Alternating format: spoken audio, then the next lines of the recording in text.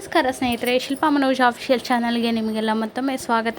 ಸ್ನೇಹಿತರೆ, ಬರೀ ಇವತ್ತೊಂದು ಡಿಫ್ರೆಂಟ್ ಆಗಿರೋವಂಥ ಟೇಸ್ಟ್ ಆಗಿರೋವಂಥ ಬೆಂಡೆಕಾಯಿ ಪಲ್ಯ ಮಾಡೋದು ಹೆಂಗೆ ಅಂತ ನಿಮ್ಮ ಜೊತೆ ಶೇರ್ ಮಾಡ್ಕೊಳಕತ್ತೀನಿ.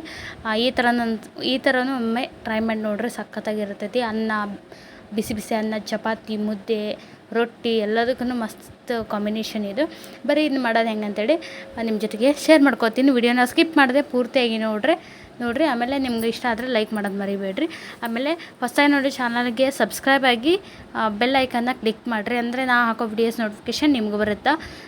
ಎಲ್ಲರೂ ಬೆಲ್ ಐಕನ್ನ ಕ್ಲಿಕ್ ಮಾಡ್ಕೊರಿ ಸ್ನೇಹಿತರೆ. ಈಗ ನೋಡಿರಿ, ಫಸ್ಟಿಗೆ ನಾನು ಬೆಂಡೆಕಾಯಿನ ಕ್ಲೀನಾಗಿ ತೊಳೆದು ಅವುಗಳನ್ನು ಮೀಡಿಯಮ್ ಸೈಜ್ ಒಳಗೆ ಬಟ್ಟೆಯಲ್ಲಿ ಒರೆಸಿ ಕಟ್ ಮಾಡ್ಕೊಂಡಿದ್ದೀನಿ. ತೊಳೆದು ಬಟ್ಟೆಯಲ್ಲಿ ಒರೆಸಿ ಕಟ್ ಮಾಡೋದ್ರಿಂದ ಲೋಳೆ ಅಂಶ ಅನ್ನೋದು ಜಾಸ್ತಿ ಬಿಟ್ಕೊಳ್ಳೋದಿಲ್ಲ, ಫ್ರೈ ಮಾಡುವಾಗ ಅಂಟಾಗೋದಿಲ್ಲ. ಹಾಗಾಗಿ ಇದೊಂದು ಟಿಪ್ ಫಾಲೋ ಮಾಡಿರಿ. ಯಾವತ್ತು ಬೆಂಡೆಕಾಯಿನ ಡೈರೆಕ್ಟಾಗಿ ತೊಳೆದು ಹಾಗೆ ಹೆಚ್ಚಬೇಡ್ರಿ, ಹಸಿರಾದ್ಲೇ ಬಟ್ಟೆ ತೊಗೊಂಡು ಒರೆಸಿ ಡ್ರೈ ಆದಮೇಲೆ ಕಟ್ ಮಾಡ್ಕೊರಿ. ಈಗ ನೋಡ್ತಿರ್ಬೋದು, ನಾನು ಒಂದು ಬುಟ್ಟಿ ಇಟ್ಕೊಂಡು ಅವನ್ನ ಫ್ರೈ ಮಾಡ್ಕೊಳ್ತೀನಿ. 1-2 ಡ್ರಾಪ್ ಎಣ್ಣೆ ಹಾಕಿಬಿಟ್ಟು ಫ್ರೈ ಮಾಡ್ಕೊಂಡಿನಿ. ಅಷ್ಟು ಕಲರ್ ಚೇಂಜ್ ಆಗೋಂಗೆ ಫ್ರೈ ಮಾಡೋ ಅವಶ್ಯಕತೆ ಏನಿಲ್ಲ. ಜಸ್ಟ್ ಸ್ವಲ್ಪ ಬಿಸಿಯಾಗಿ ಲೈಟಾಗಿ ಕಲರ್ ಚೇಂಜ್ ಆದರೆ ಸಾಕು. ಅಷ್ಟಾದಮೇಲೆ ಬೆಂಡೆಕಾಯಿನ ತಗೊಂಡು ಅದೇ ಬಾಣಲೆಗೆ ಪಲ್ಯ ಮಾಡಾಕತ್ತೀನಿ. ಸ್ವಲ್ಪ ಎಣ್ಣೆ ಹಾಕ್ಕೊಂಡಿನಿ ರೀ. ಎಣ್ಣೆ ಸ್ವಲ್ಪ ಜಾಸ್ತಿನೇ ಹಾಕೋರಿ ಅಂತ ಹೇಳ್ತೀನಿ, ಯಾಕಂದರೆ ಪಲ್ಯ ಗ್ರೇವಿ ಥರ ಬರಬೇಕು, ಚೆನ್ನಾಗಿರುತ್ತೆ. ಹಾಗಾಗಿ ಎಣ್ಣೆ ಹಾಕ್ಕೊಂಡಿದ್ದೀನಿ. ಸ್ವಲ್ಪ ಜೀರಿಗೆ, ಸಾಸಿವೆ ಎರಡೂ ಚಟಾಪಟ ಅಂತ ಸಿಡಿಲಿ ಸ್ನೇಹಿತರೆ. ಅದಾದಮೇಲೆ ಸಣ್ಣಗೆ ಹೆಚ್ಕೊಂಡಿದ್ದು 2 ಉಳ್ಳಾಗಡ್ಡಿ ಹಾಕ್ಕೊಂಡಿನಿ ರೀ, ಈರುಳ್ಳಿ ಅಂತಿರಲ್ಲ ಅದು ಹಾಕ್ಕೊಂಡು ಫ್ರೈ ಮಾಡ್ಕೊರಿ ಒಂದು ಸಾರಿ.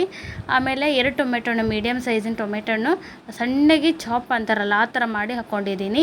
ಮಿಕ್ಸಿ ಮಾಡಿ ಪೇಸ್ಟ್ ಕೂಡ ಹಾಕ್ಕೊಬೋದು, ಟೊಮೆಟೊದು ಇನ್ನೂ ಚಲೋ ಆಗುತ್ತೆ. ನಾನು ಸಣ್ಣಗೆ ಕಟ್ ಮಾಡಿ ಹಾಕ್ಕೊಂಡಿದ್ದೀನಿ. ಆಮೇಲೆ ಇದನ್ನು ಟೊಮೆಟೊನ ಸ್ಮ್ಯಾಶ್ ಆಗಬೇಕು, ಅದು ಆ ಥರ ಮೆತ್ತಗಾಗೋಂಗೆ ಫ್ರೈ ಮಾಡ್ಕೋಬೇಕಾಗತ್ತೆ. ಹಾಗಾಗಿ ಸ್ವಲ್ಪ ಉಪ್ಪು ಹಾಕಿ ಫ್ರೈ ಮಾಡ್ಕೋರಿ. ಅವಾಗ ಅದು ಟೊಮೆಟೊ ಸಾಫ್ಟಾಗಿ ಎಣ್ಣೆ ಎಲ್ಲ ಬಿಡಾಕತ್ತೈತೆ, ಅಲ್ಲಿವರೆಗೂ ಫ್ರೈ ಮಾಡ್ಕೋಬೇಕಾಗತ್ತೆ. ಅಂದಾಗ ಟೇಸ್ಟ್ ಆಗುತ್ತೆ ಪಲ್ಯ. ಹಾಗೆ ಪೀಸ್ ಇರಬಾರ್ದು, ಅದೆಲ್ಲ ಸ್ವಲ್ಪ ಸ್ಮ್ಯಾಶ್ ಆಗಿ ಗ್ರೇವಿ ಥರ ಆಗಬೇಕು ಟೊಮೆಟೊ ಕೂಡ. ಹಂಗೆ ಫ್ರೈ ಮಾಡ್ಕೊರಿ. ಸ್ವಲ್ಪ ಧನಿಯಾ ಪೌಡ್ರು, ಆಮೇಲೆ ಸ್ವಲ್ಪ ಗರಂ ಮಸಾಲೆ, ಒಂಚೂರು ಅರಿಶಿನ, ಸ್ವಲ್ಪ ಅಚ್ಚ ಖಾರದ ಪುಡಿ, ಇದಿಷ್ಟನ್ನು ಹಾಕ್ಕೊಂಡಿನಿ ಸ್ನೇಹಿತರೆ. ನಾನು ಹಾಕ್ಕೊಂಡು ಇದನ್ನು ಒಂದು ಸರಿ ಎಲ್ಲ ತರಕಾರಿ ಜೊತೆ ಮಿಕ್ಸ್ ಮಾಡಿಕೊಂಡು ಸ್ವಲ್ಪ ಹೊತ್ತು ಬಿಡ್ರಿ. ಅದನ್ನು ಹಸಿ ವಾಸನೆ ಎಲ್ಲ ಹೋಗಲಿ, ಎಲ್ಲ ಮಸಾಲೆದು ಅದೆಲ್ಲ ಎಣ್ಣೆ ಅಂಶ ಬಿಡಾಕತ್ತ ಅಲ್ಲಿವರೆಗೆ ಅದನ್ನ ಫ್ರೈ ಮಾಡ್ಕೊರಿ ಸ್ನೇಹಿತರೆ, ಹಸಿ ಸ್ಮೆಲ್ ಎಲ್ಲ ಹೋಗಲಿ. ಇದು ಭಾಳ ಟೇಸ್ಟಾಗಿರ್ತೈತಿ ಪಲ್ಯ. ಬಿಸಿ ಅನ್ನ ಮತ್ತು ಸ್ವಲ್ಪ ತುಪ್ಪ ಹಾಕೊಂಡ್ರಂತೂ ಸಖತ್ತಾಗಿರ್ತೈತಿ. ಚಪಾತಿ ಕೂಡ ಭಾರಿ ಟೇಸ್ಟ್ ಆಗುತ್ತೆ ಸ್ನೇಹಿತರೆ. ನಾನು ಸ್ಪೂನ್ ಸಹಾಯದಿಂದನೇ ಟೊಮೆಟೊನ ಆ ಥರ ಸ್ಮ್ಯಾಶ್ ಮಾಡ್ಕೊಳಕತ್ತೀನಿ. ಇದಕ್ಕಿಂತ ಅದು ಮಾಡ್ಕೊಳ್ಳೋದು ಇನ್ನೂ ಯೂಸ್ ಆಗುತ್ತೆ, ಅನುಕೂಲ. ಪೇಸ್ಟ್ ಮಾಡ್ಕೊಂಡು ಹಾಕ್ಕೊಂಬಿಡ್ರಿ, ಇನ್ನೂ ಚೆನ್ನಾಗಿ ಬರ್ತೈತಿ. ಇಷ್ಟಾದಮೇಲೆ ಸ್ನೇಹಿತರೆ ಸ್ವಲ್ಪ ಮೊಸರು ಹಾಕ್ಕೋಬೇಕು. ಈ ಪಲ್ಯಕ್ಕೆ ಮೊಸರು ಮತ್ತು ಟೊಮೆಟೊನ್ನು ಸ್ವಲ್ಪ ಜಾಸ್ತಿಯಾಗಿ ಉಪಯೋಗಿಸೋದ್ರಿಂದ ಟೇಸ್ಟು ಡಿಫ್ರೆಂಟಾಗಿ ಮಸ್ತ್ ಇರ್ತೈತೆ ರೀ. ಒಂದ್ಸರಿ ಈ ಥರ ನೀವು ಟ್ರೈ ಮಾಡಿ ನೋಡಿರಿ. ಮೊಸರು ಹಾಕಿದ ಮೇಲೆ ನೀಟಾಗಿ ಮಿಕ್ಸ್ ಮಾಡ್ಕೋರಿ ಎಲ್ಲನೂ. ಇದನ್ನು ಎಷ್ಟು ಫ್ರೈ ಮಾಡ್ತಾರೋ ಅಷ್ಟು ಚಲೋ ಬರ್ತೈತಿ ಪಲ್ಯ ಅನ್ನೋದು. ಎಷ್ಟೋ ಜನಗಳಿಗೆ ಬೆಂಡೆಕಾಯಿ ಪಲ್ಯ ಆಲ್ಮೋಸ್ಟ್ ಜನಗಳಿಗೆ ಸೇರೋದಿಲ್ಲ.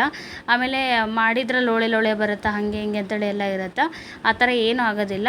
ಈ ಥರ ಒಂದು ಸರಿ ಮಾಡಿ ನೋಡಿರಿ, ಒಂಚೂರು ಲೋಳೆ ಅನ್ನೋದು ಇರೋದಿಲ್ಲ ಪಲ್ಯದಲ್ಲಿ. ಈಗ ನೋಡಿರಿ, ನಾನು ಆ ಮಸಾಲೆಗೆ ಎಲ್ಲ ಫ್ರೈ ಆದಮೇಲೆ ಎಣ್ಣೆ ಎಲ್ಲ ಬಿಟ್ಟಿತ್ತು, ಹಸಿ ವಾಸನೆ ಹೋಗಿ. ಅದಾದಮೇಲೆ ಬೆಂಡೆಕಾಯಿನ ಫ್ರೈ ಮಾಡಿ ಇಟ್ಟಿದ್ವಲ್ಲ, ಅದನ್ನು ಬೆಂಡೆಕಾಯಿನ ಹಾಕಿ ಈ ಥರ ಮಿಕ್ಸ್ ಮಾಡ್ಕೊರಿ ಒಂದು ಸಾರಿ. ಆದಮೇಲೆ ನಮ್ಗೆ ಎಷ್ಟು ಬೇಕೋ ಅದು ನೋಡಿಕೊಂಡು ಸ್ವಲ್ಪ ನೀರು ಸೇರಿಸಿ ಮತ್ತೊಂದು ಸರಿ ಪೂರ್ತಿಯಾಗಿ ಮಿಕ್ಸ್ ಮಾಡಿರಿ. ಎಲ್ಲ ಪಲ್ಯನೂ ಮಿಕ್ಸ್ ಮಾಡಿ ಇದನ್ನು 1-2 ನಿಮಿಷ ಕುದಿಸ್ರಿ ಸ್ನೇಹಿತರೆ, ಸಾಕು. ಜಾಸ್ತಿ ಏನು ಕುದಿಸೋ ಅವಶ್ಯಕತೆ ಇಲ್ಲ. ಬೆಂಡೆಕಾಯಿನ ಸ್ವಲ್ಪ ಬಾಯಾಗ ಚೂರು ತಿನ್ನುವಾಗ ಸ್ವಲ್ಪ ಇದು ಡ್ರೈ ಅಂತ ಅನಿಸಿದ್ರೆ ಚಲೋ ಇರುತ್ತೆ. ಅತಿ ಸಾಫ್ಟ್ ಆಗಬಾರ್ದು ಬೆಂಡೆಕಾಯಿ ತಿನ್ನುವಾಗ. ಯಾವುದೇ ತರಕಾರಿ ಆಯಿತು 100% ಕುದಿಸ್ಬಾರ್ದು, ಅಟ್ಲೀಸ್ಟ್ ಒಂದು 80-60% ಕುದಿಸ್ಬೇಕು ಅಷ್ಟೇ, ಭಾಳ ಹೆಲ್ತಿಗೆ ಚಲೋ. ನೋಡ್ತಿರ್ಬೋದು ಈ ಥರ ಕುದ್ದೈತಿ ಸ್ನೇಹಿತರೆ.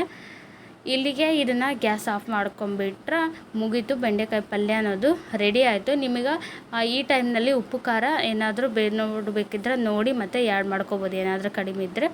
ಅಷ್ಟಾದಮೇಲೆ ಕೊತ್ತಂಬರಿ ಸೇರಿಸಿ ಆಫ್ ಮಾಡಿದೆ ಗ್ಯಾಸ್ನ. ಈಗ ನೋಡ್ತಿರ್ಬೋದು ಬೆಂಡೆಕಾಯಿ ಪಲ್ಯ ಎಷ್ಟು ಗ್ರೇವಿಯಾಗಿ ಎಷ್ಟು ಚೆಂದಾಗಿ ಬಂದೈತಿ. ಆಮೇಲೆ ಯಾವುದೋ ತೆಂಗಿನಕಾಯಿ ಆಯಿತು, ಶೇಂಗಾ ಪೌಡ್ರ್ ಆಯಿತು, ಏನೋ ಹಾಕಿಲ್ಲ. ಈ ತರಕಾರಿ ಒಳಗನ ಈ ಥರ ಗಟ್ಟಿಯಾಗಿ ಗ್ರೇವಿ ಥರ ಬೆಂಡೆಕಾಯಿ ಪಲ್ಯ ಮಾಡ್ಕೊಂಡಿದ್ದೀನಿ. ಟೇಸ್ಟ್ ಮಾತ್ರ ಭಾಳ ಅಂದ್ರೆ ಭಾಳ ಚಲೋ ಇರ್ತೈತೆ ರೀ. ನಾವು ಸಜ್ಜೆ ರೊಟ್ಟಿ ಜೊತೆಗೆ ಕಾಂಬಿನೇಷನ್ ಮಾಡಿಕೊಂಡು ತಿನ್ನಕತ್ತೀವಿ. ಈ ವಿಡಿಯೋ ನಿಮಗೆಲ್ಲ ಇಷ್ಟ ಆಗಿದ್ರೆ ಲೈಕ್ ಮಾಡಿರಿ ಸ್ನೇಹಿತರೆ. ಲೈಕ್ ಮಾಡಿ, ಶೇರ್ ಮಾಡಿರಿ, ನಿಮ್ಮ ಫ್ರೆಂಡ್ಸ್ ಫ್ಯಾಮಿಲಿ ಜೊತೆಗೆ ಶೇರ್ ಮಾಡ್ಕೊರಿ. ಪ್ಲೀಸ್ ಸಪೋರ್ಟ್ ಮಾಡಿರಿ. ಇಷ್ಟ ಆದರೆ ಕಮೆಂಟ್ ಮಾಡೋದನ್ನ ಮರಿಬೇಡ್ರಿ. Thanks for watching. ಸಿಗ್ತೇನೆ ಮುಂದಿನ ವಿಡಿಯೋದಲ್ಲಿ.